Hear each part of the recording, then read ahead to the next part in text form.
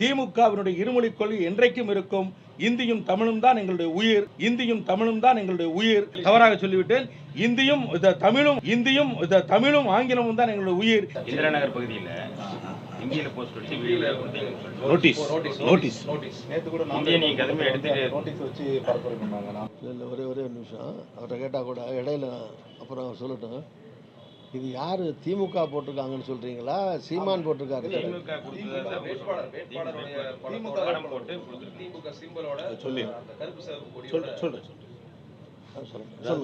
இது ஒரு பெரிய சர்ச்சைக்குரிய விஷயமே கிடையாது. இன்னொன்றையும் இங்கே பதிவிடுகிறேன்.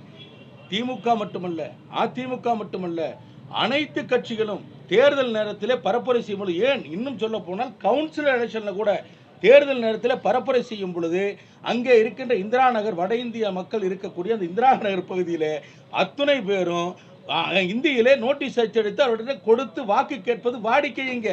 இது ஏதோ ஒரு புதுசாக ஒரு விஷயத்தை கண்டுபிடிச்ச மாதிரி அந்த ஏதோ ஒரு அந்த அவங்க பேசுகிறாங்க, அல்லது அவர்கள் பைத்தியத்தை போல கத்தி கொண்டிருக்கிறார் என்பதற்கெல்லாம் நாம் விடை சொல்ல முடியாது. திமுகவினுடைய இருமொழி கொள்கை என்றைக்கும் இருக்கும். இந்தியும் தமிழும் தான் எங்களுடைய உயிர், இந்தியும் தமிழும் தான் எங்களுடைய உயிர். அதற்கு அடுத்து சாரி தவறாக சொல்லிவிட்டேன். இந்தியும் தமிழும் ஆங்கிலமும் தான் எங்களுடைய உயிர்.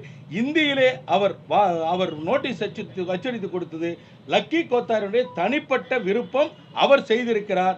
இந்த செய்தி வந்ததற்கு பிறகு அவர் அப்படி ஒரு நோட்டீஸ் அச்சடித்து கொடுத்தாரு என்பது தெரியும். அதனால் இதில் என்னை பொறுத்தவரையிலும் தனிப்பட்ட முறையிலே அவர் எனக்காக பிரச்சாரம் செய்திருக்கிறார். அதில் தவறில்லை என்று நான் கருதுகிறேன்.